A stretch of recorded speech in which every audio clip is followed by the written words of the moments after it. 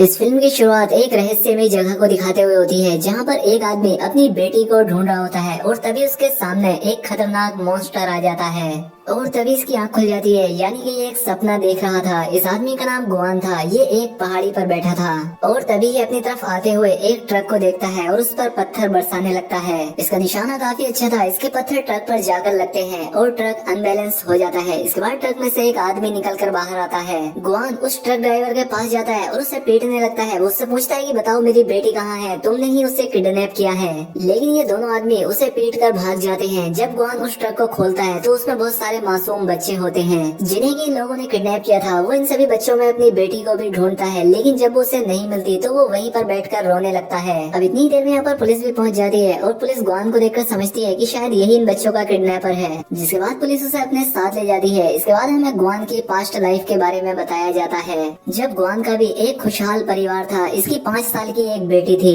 लेकिन आज 6 साल हो गए हैं क्योंकि उसे कोई किडनैप करके ले गया था। और अक्सर गुआन को एक ऐसा ख्वाब आता है जिसमें उसकी बेटी एक खौफनाक से डार्क शहर में कैद है। इसके बाद हमें प्रेजेंट में गुआन को एक पेट्रोल पंप पर उसी पुलिस की कार में दिखाया जाता है। तभी वहाँ पर एक कार आकर रुकती है और उसमें बैठी लड़की गुआन से कहती है कि जल्दी से इस कार में आकर बैठ जाओ। और फिर गुआन जल्दी से छुपकर उस गाड़ी में जाकर बैठ जाता है। वो लड़की गुआन से कहती है कि मैं तुम्हारे बारे में सब कुछ जानती हूँ, तुम्हारे ख्वाब के बारे में भी। इस लड़की का नाम लिंग होता है और वो गुआन से कहती है कि तुम्हारी बेटी को ढूंढने में मैं तुम्हारी मदद करूंगी, लेकिन बदले में तुम्हें भी मेरा एक काम करना होगा। वो उसे एक जगह पर लेकर आती है जहाँ पर टीवी में एक आदमी लाइव आ रहा था और वो आदमी यहाँ पर नोवेल की एक स्टोरी सुना रहा था। उस स्टोरी में हम एक वॉरियर को देखते हैं जिसके पीछे कुछ लोग लगे हुए थे जो कि उससे मारना चाहते थे, लेकिन तभी उस वॉरियर की बहन वहाँ पर आ जाती है जो कि उन सभी लोगों को मारकर उसे बचा लेती है। वहाँ पर एक ओल्ड वॉरियर भी होता है जो ये देखकर उस लड़की को मारने के लिए जाता है। अब वो वॉरियर अपनी बहन को नहीं बचा पाता, लेकिन वो ऊपर आकर उस बूढ़े वॉरियर को मार देता है और इस वॉरियर का नाम था कोंग वैन। अब इसके बाद उस बूढ़े वॉरियर के शरीर पर लगी शील्ड इसके शरीर पर आकर चिपकने लगती है। अब जैसे ही वो पूरी शील्ड कोंग वैन के शरीर पर आकर चिपक जाती है, उसमें एक आंख बन जाती है और वो उसका खून पीने लगती है। और साथ ही वो उससे कहती है कि अगर तुम उस मॉन्स्टर को मारने के लिए जा रहे हो तो मुझे भी साथ ले जाना। और अब जैसे ही वो ये सोचता है, कहानी पूरी हो जाती है जहाँ पर वो बिजनेसमैन स्पीच दे रहा था और वो बेहोश होकर गिर जाता है। अब जैसे ये कहानी खत्म होती है, दूसरी तरफ लिंग क्वेन को बताती है कि इस नोवेल के आखिर में वो वॉरियर इस मॉन्स्टर को मारने वाला है। लेकिन अजीब बात यह है कि इस नोवेल का असर असली जिंदगी में भी हो रहा है। नोवेल की जिंदगी और असली जिंदगी आपस में मिक्स हो रही है और अगले 3 दिन में अपनी नोवेल में ये उस मॉन्स्टर को मारने वाला है। लेकिन हैरानी की बात यह है कि जब उस कहानी में उस मॉन्स्टर को मारने की बात आती है तो मेरे बॉस यानी कि वो बिजनेसमैन आदमी बेहोश हो जाता है और इससे पहले 3 दिन बाद मेरे बॉस की जान जाए तुम्हें मेरी मदद करनी होगी। बदले में मैं तुम्हारी बेटी ढूंढ के दूंगी। हमने ऑलरेडी 5 लड़कियां ढूंढ ली हैं, जिसमें से जरूर एक तो तुम्हारी बेटी होगी जो कि डीएनए टेस्ट से पता चल जाएगा। लिंग उसे बताती है कि ये नोबलिस्ट दूसरे शहर में रहता है और तुम्हें वहाँ जाकर उससे मारना होगा। इसलिए ग्वेन दूसरे शहर में उसे मारने के लिए जाता है। और जब वो नोबलिस्ट ग्वेन से पूछता है कि तुम यहाँ पर क्यों आए हो, तो ग्वेन उससे कहता है कि मैं तुम्हारा फैन हूँ। और ये बात सुनकर वो नोबलिस्ट काफी खुश होता है और इन दोनों में बातचीत होने लगती है। अब एक दिन ग्वेन उस नोबलिस्ट से बात करने के बाद अपनी डायरी वहीं पर छोड़ जाता है जिसमें उसने अपने ख्वाब के बारे में भी लिखा था। जब नोबलिस्ट उसकी वो डायरी पढ़ता है तो उसे उसकी कहानी काफी अच्छी लगती है और वो सोचता है कि मैं ये कहानी अपनी नोवेल में भी ऐड करूंगा। अब वो अपनी कहानी जारी रखता है कि किंग वॉन वॉरियर उस मॉन्स्टर को मारने के लिए उसकी तलाश में निकल पड़ा है। दरअसल जब वो मॉन्स्टर था वो एक किंगडम का राजा था और जब किंग वॉन वहाँ पर पहुँचता है तो वहाँ पर एक फेस्टिवल हो रहा था। किंग वॉन के शील्ड पर लगी वो आंख उससे बताती है कि पहले इस किंगडम का राजा कोई और हुआ करता था और ये यहाँ का सोल्जर हुआ करता था, लेकिन इसने ब्लैक मैजिक करके उस राजा को मार दिया और खुद राजा बन गया। अब ये मॉन्स्टर राजा दूसरे किंगडम पर भी अटैक करने वाला था और इसीलिए ये उस दूसरे किंगडम पर जाकर अटैक कर देता है। वहाँ के सभी लोगों को मारकर वहाँ पर आग लगा देते हैं। ये पूरे के पूरे शहर लूट लेते हैं और अब हर जगह कर्फ्यू लग जाता है कि कोई भी लोग अपने घरों से बाहर ना निकले, इसलिए सभी लोग अपने अपने घरों में चले जाते हैं। अब सीन असली दुनिया में दिखाया जाता है जहाँ पर गुआन उसी नोबलिस्ट के शहर में होता है। वो अपने होटल में आराम कर रहा था, लेकिन तभी वहाँ पर लिंग आती है और उसे मारने लगती है। वो कहती है कि मैंने तुम्हें नोबलिस्ट को मारने के लिए भेजा था, ना कि दोस्ती करने के लिए। लेकिन तभी वहाँ पर नोबलिस्ट आ जाता है, इसीलिए लिंग वहाँ से चली जाती है और वो नोबलिस्ट गुआन को उसकी डायरी देता है अब ग्वेन को लगता है कि चलो मैं इस नोबलिस्ट को मार ही देता हूँ, लेकिन वो ऐसा नहीं कर पाता। नोबलिस्ट ग्वेन से कहता है कि तुम्हारी डायरी में तुम्हारी जो कहानी है उसी के आधार पे मैंने अपने नोवेल की कहानी को आगे बढ़ाया है। वो फिर से उससे डायरी लेकर अपनी नोवेल की कहानी आगे लिखने लगता है। इसके बाद हम फिर से नोवेल की कहानी में आते हैं, जहाँ पर कोंगवेन जब एक रास्ते से गुजर रहा होता है तो वहाँ पर उसे एक छोटी बच्ची नजर आती है। उसके छोटे भाई की डेथ हो चुकी थी। वो उसके साथ जाता है और वो छोटी बच्ची फ्लूट बजाने लगती है, जिसकी आवाज सुनकर वहाँ पर कई सारे वॉरियर आ जाते हैं और उन पर अटैक करने की कोशिश करते हैं, लेकिन कोंगवेन उस बच्ची को लेकर वहाँ से भाग जाता है। अब जैसे ही शाम होने लगती है उन वॉरियर्स की ताकत कम पड़ने लगती है और इसी का फायदा उठाते हुए कोंगवेन उस बच्ची को लेकर वहाँ से चला जाता है। इसके बाद हम रियल लाइफ में आते हैं, जहाँ पर ग्वेन ये डिसाइड कर लेता है कि मैं इस नोबलिस्ट को मार दूंगा। वो उसकी तरफ एक पत्थर मारता है जिससे वो बेहोश हो जाता है और अब वो उसे मारने ही वाला होता है कि तभी उसे एक गाने की आवाज आती है जो कि वो अपनी बेटी के लिए गाया करता था। जब वो इधर उधर जाकर देखता है तो पाता है कि एक 10-11 साल का लड़का वो गाना गा रहा था। तो वो उससे पूछता है कि तुमने ये गाना कहाँ से सीखा, बताओ मेरी बेटी कहाँ पर है, क्योंकि वो हर हाल में अपनी बेटी से मिलना चाहता था। लेकिन वो लड़का उससे डर जाता है और वहाँ से भागने लगता है और अब ग्वेन उसका पीछा करने लगता है।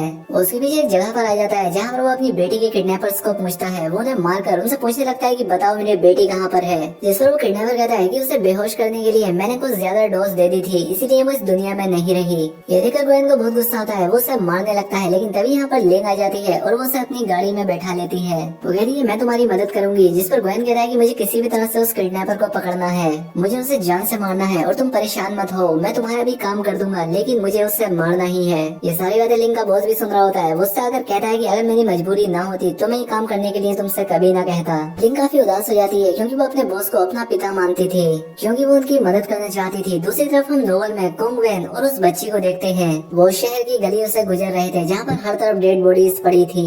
यहाँ पर कुछ लोग उन पर अटैक करने लगते हैं कि तभी कोंगवेन की बॉडी पर लगी शील्ड बाहर आ जाती है। वो आग वाली शील्ड अब एक क्रीचर में बदल जाती है और उन लोगों पर अटैक करके उन्हें मार देती है और ऐसा करने के बाद कोंगवेन दोबारा से नॉर्मल हो जाता है। दूसरी तरफ वो नोवेलिस्ट काफी जख्मी होता है। वो ग्वेन से कहता है कि मैं नहीं जानता कि मुझ पर किसने अटैक किया है। साथ ही वो ग्वेन को यह भी बताता है कि मैंने अपनी नोवेल में तुम्हारा और तुम्हारी बेटी का भी जिक्र किया है। नोवेल में कोंगवेन जिस बच्ची के साथ है वो तुम्हारी ही बेटी है, जो कि अपने पेरेंट्स को ढूंढ रही है, और जो वॉरियर उन पर अटैक करने के लिए आया था वो सिर्फ अटैक करने नहीं बल्कि अपनी बेटी को बचाने के लिए आया था। वो तुम्हारा कैरेक्टर है क्योंकि तुम दोनों के चेहरे पर एक जैसा निशान है। ग्वेन नोवेलिस्ट से कहता है कि क्या तुम प्लीज जल्द से जल्द अपनी नोवेल को खत्म कर सकते हो ताकि मैं अपनी बेटी को ढूंढ सकूं, क्योंकि तुम्हारा नोवेल असल जिंदगी से मिलता जुलता है। इसके बाद ये दोनों अपने घर आ जाते हैं तो ग्वेन देखता है कि नोवेलिस्ट के घर में लिन के बॉस की पिक्चर है। नोवेलिस्ट कहता है कि ये आदमी और मेरे फादर दोस्त हुआ करते थे, लेकिन मेरे फादर की रहस्यमय तरह से डेथ हो गई। लिंग भी ये सारी बातें सुन रही थी।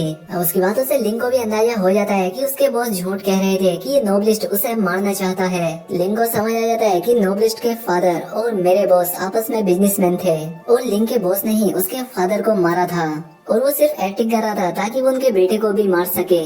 लिंग अपने बॉस को फोन करती है और कहती है कि मुझे आप पर काफी भरोसा था, लेकिन आप तो अपना काम पूरा होने के बाद मुझे भी मरवा देंगे और अब मैं तुम्हारा कोई भी काम नहीं करूंगी, जिस पर उसके बॉस के आदमी उसे किडनैप कर लेते हैं। दूसरी तरफ ग्वेन को भी पता चल जाता है कि आखिर सच्चाई क्या है। वो उसे लेकर एक लाइब्रेरी में आ जाता है ताकि वो अपनी जान बचा सके, लेकिन वहाँ पर भी लिंग के बॉस के आदमी आ जाते हैं और अब यहाँ पर इन लोगों में लड़ाई होने लगती है। अब इसके बाद हम नोवेल की दुनिया में आ जाते हैं, जहाँ पर की कोंगवेन उस बच्ची के साथ उस मॉन्स्टर राजा को मारने के लिए जा रहा होता है।